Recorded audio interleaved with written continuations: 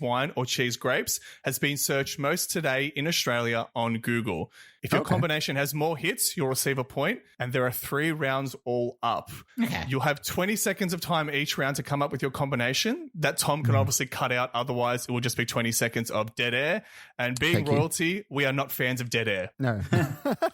Very good.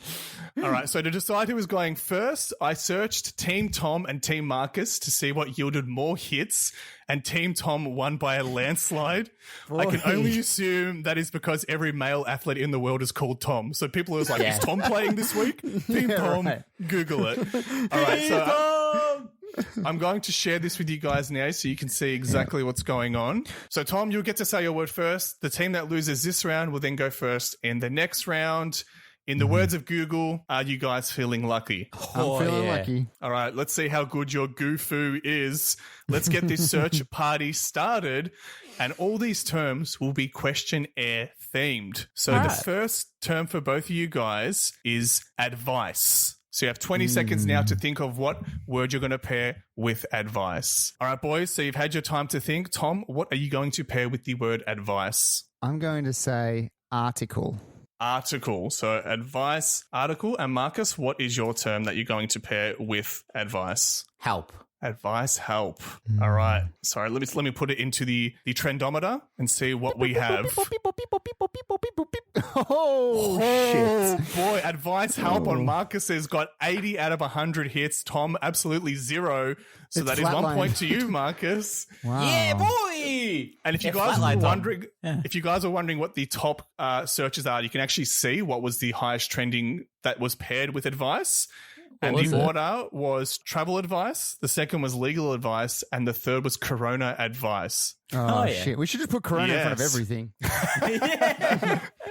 All right, so that's 1 to Marcus. The second round, so Marcus, as you won this round, Tom gets to go first again. Your second word is etiquette. So your 20 seconds starts now. All right, boys, you've had your time. What is your word to pair with etiquette? I'm going to go with dating. Dating. Very nice. Oh. And Marcus, what is your etiquette term? Dinner. Dinner. Yeah. These are 2 things we deal with on the show a lot, so both great suggestions. Ooh, all right, it's so close. So I've put the 2 in. This is a neck and neck. I'm going to post these screenshots on the internet so people can, on our social so people can see. 38 to 28. Etiquette dinner takes it. So Marcus, 2 for 2. Tom is on 0. Not doing well. If you want to know what the top paired terms with etiquette was, first was etiquette meaning. So people were like, what does it mean first? Then second was email. And then third was cough. Email's good. Coughing Email's etiquette. good. Okay. Yeah, I like get the cough idea of etiquette. somebody being told they have poor etiquette and being like, well, what does that mean? Looking it up and then they're like, Some oh, okay. bastard.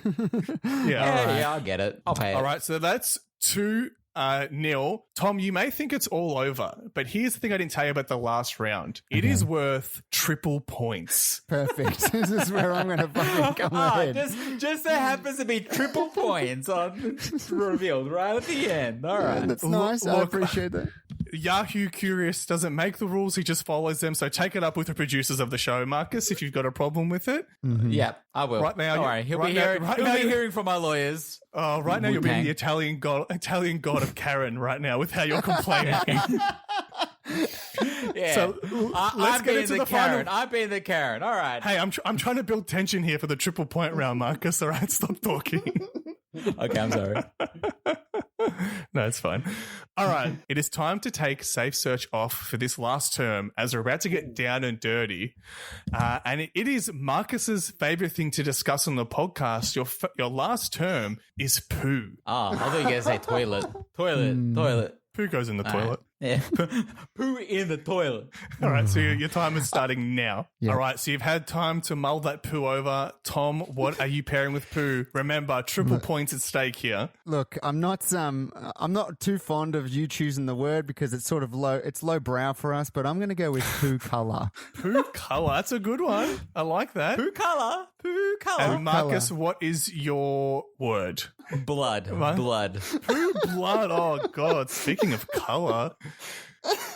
I mean, if anybody's going to Google anything. Oh, True Blood 66 to 28. Marcus absolutely knocked that out of the park. I know my shit, guys. I know my shit. Figuratively and literally, you know your shit. Oh, boy. I mean, Oh, I boy. tried to throw Tom a life raft with those triple points, but it didn't matter in the end. It just meant he lost by way more than he would have if I didn't give triple points. He lost 5-0 in a 3-round game. Damo, you should know that I do not do well at games in this podcast. I've never done well. I don't think I've ever won anything, so... I don't think sorry. so, but you have won the hearts of all the people who love underdogs out there. But unfortunately, that is worth diddly squat in the game of Trendsetters.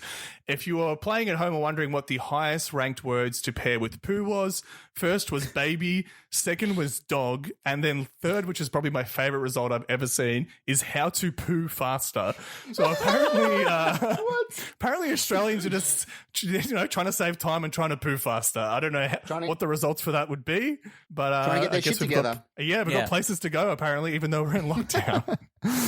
Oh, boy. So that was Trendsetters. The search party is over. Marcus, you are 2020's Trendsetter. Welcome and thank you for listening. Thank you. That was Thank you for having me. Fun. Yeah. That was very fun. Thanks for that, Yahoo Curious. Let's wrap up the question then. What do we want to say for hugging family? Final thoughts? The thought is, look, when you're playing games like board games, it's a game. You're meant to have fun. So just have fun with it. Even if they're cheating, just have a bit of fun, have a bit of a laugh. No need to get too serious about it. Getting too serious about it brings everybody's mood down. You could lose a girlfriend out of this because she thinks you're a racist and a dick. So just sit with that. Just because your ego is a little bit hurt. I feel like it's easy to look like a petty person when you're taking the fun out of the games by calling out someone for cheating. Like, it's funny, like, you feel like you're the good guy for being like, I'm calling out, I want to give justice to the game. But realistically, it's like you could be seen as the worst person. So it all depends on, like you said, how you want to be perceived. Maybe just shut your mouth and don't worry about it too much. That's it. Yeah, I would say take a leaf out of Tom's book and be a graceful loser. Yeah. Tom loses with a smile, which is a great way to be. Or else I would not bring games to the podcast if he was just cracking it and accusing Marcus of cheating all the time. Tom's like, Marcus is from Italy. It doesn't make sense that he's good with the English language. It's true. I should have known if you bring the word poo that Marcus is going to be the master of poo pits. So that's right. He knows what he's doing. He knows what he's doing. But I Google so poo stuff all the time, guys. It's all right. All right. Well, I think we should possibly leave it there for hugging the nonna or hugging family. I want to go next with this one. And this one's going to come from Japanese food. I am outside of the zone of beautiful Japanese food. I want some sushi. I want some toridon. I want some gyudon. I want some tempura. I want it big time. I'm going to call it out here. I love Japanese food. I absolutely adore it. But one thing I'm not in a bad area. I can get food from all cuisines, including Japanese. But I have not eaten sushi. And the reason being I haven't eaten sushi is because it's raw food. It's not cooked. So if someone of the chefs has corona, it's not getting cooked away. So I've refused to eat sushi because of that. I know, I'm exactly the same. A bit of a stretch. I get it. But sushi doesn't travel well, does it? No, I've had the same thought, man. I only want food that's been put in temperatures that are the equivalent of hell. Like, I want everything burnt off it. None of this raw business, none of these meat plates, meat trays. I don't want anything like that. Yeah. All right, well, cool. Leaves more sushi for me. All right, this one's going to come from Japanese food. So, Japanese food writes in, would you still attend a gym where the people didn't seem to like you? So this is my situation. I'm a man in my 40s. I go to the gym to keep fit and manage my type 2 diabetes. I'm quite aloof and just keep myself to myself. But the staff seem to ignore me, are standoffish with me, and don't even acknowledge me when I walk through the gym's reception to the locker rooms beyond. I might be socially aloof, but it's a defense mechanism because I've been through a lot in life, and I do want to build relationships in life. So it gets to me that I receive this treatment. After the gym and the swimming I do, I come back to a lonely, empty flat to be be on my own, as I've never achieved any relationship in life and don't have a support system, especially my elderly parents who live far. Any ideas on what I should do in my situation? One thing I will not do is jump through hoops to be socially accepted. Japanese food. I feel like this whole question sent me on a roller coaster. It started off, he was so chipper about it. Like, maybe it was the way Tom was saying it. He's like, I got type 2 diabetes, and he was so happy about it. But I'm fighting it. I'm fighting it. Like, he seems like he's really proactive. He's doing the right thing. I'm the kind of person, like, firstly, I don't go to gym at all. So you're doing more than what I do, and good for you for trying. I got to say that to type 2 diabetes. Actually, no, he's Japanese food, not type 2 diabetes. I didn't name him diabetes. Tom was missing type 2 diabetes. That's the one thing he wanted to experience out of lockdown. I was looking forward to it. And all that sugar, that's it. Thanks, Dan Andrews. Yeah, thank you, Dan. I feel like he can't. I don't know. Like, I would be a little offended if I went to a gym and people were not like high-fiving me. But in the same sense, I'm going to the gym. I don't want to be there. I don't want to talk to people. I'm there for a job. I don't need to be high-fived. In saying that, I know you do, Tom. Maybe that you want it. I know you like going to a gym that do high-fives. I mean, they just so happen to be high-fiving. If they didn't high-five, that'd be fine by me. And I'm sure that's something that will be gone at the end of this, once we're back in the gyms, to be honest. Yeah. Well, here's the thing I want to ask you, Tom, because we both were going to gym when it was allowed. Do you miss the sense of community of working out with other people, or have you not missed it working at home by yourself on your lonesome? Look, I haven't missed the community aspect of it. I mean, it's nice to sort of I think in that scenario, it's nice to be part of a group sort of doing a similar thing, but that's not what I get to the gym for. I don't go there for that reason, you know what I mean? I go there for the program, I go there for the equipment, and trainers, for one thing, like this person said, type 2 diabetes, as we're now going to call him, said that the trainer's not acknowledging him or the people that work there is one of the things that I think that could be a good thing as far as you're a paying customer. So maybe if he's after that, maybe that's a disappointment that he's not getting that service, and it could just be as simple as maybe he should find a different gym.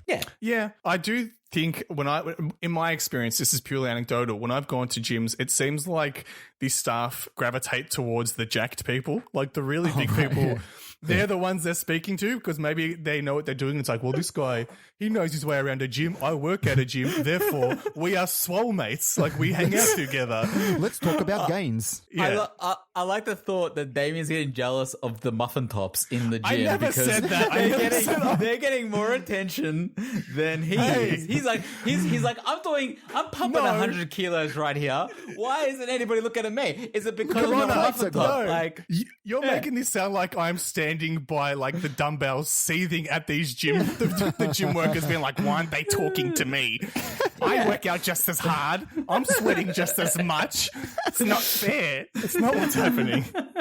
I think it's one of those things, like, it's not necessarily the type of scenario that I would want to be having conversations with people, because like I'm into going to the gym and stuff like that, but I'm not into it to a point of just being like, I want to target certain things and I want to know the science behind this and I want to know this and this. They're not conversations I want to be stuck in. Like, if anything, fair enough, it's like you can correct me on my technique and things like that, but I don't want to start talking about like, oh yeah, what are you eating in order to, fully maximize your gains. I agree with you. And I realized there was a time where I thought, it'd be nice to kind of like know everybody in a gym. But I went to the gym once with my two brothers who are absolute like fiends for gym. They're there all the time.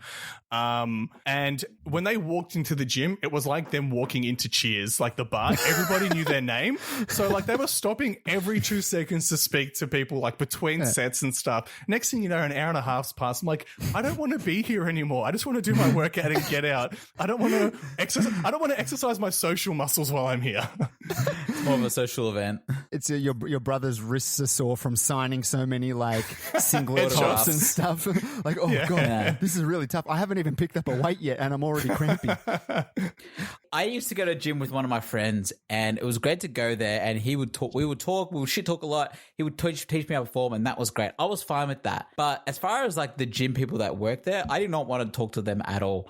In fact, when I'm doing my like cardio sort of thing, I don't want to talk to anybody. I don't know how people go on runs with other people, because honestly, I'm just trying to survive. Like right now, I've been doing a lot of runs, and I'm just like, I don't want to talk to anybody else. And I know if somebody's there, I'm going to want to talk. And fuck that noise. I just want to be by myself. I want to do it on my own. I want to focus on myself. That's just me. I don't want to work out with other people. That's fair enough. I will say though, the times at gym when I have interacted with people, it's always been really funny because like it's these giant, people would call them meatheads, right? But a lot of the time they're meatheads with hearts of gold. Like I'll be like going to the bench press, and one of them will be like, "Bro, you need a spot?" And I'd be like, "Yeah, bro, thanks, bro." Like I didn't even think about it, but like they were totally down to be like, "Bro, if you need me, I'm here to help you out. Like and make sure you got good."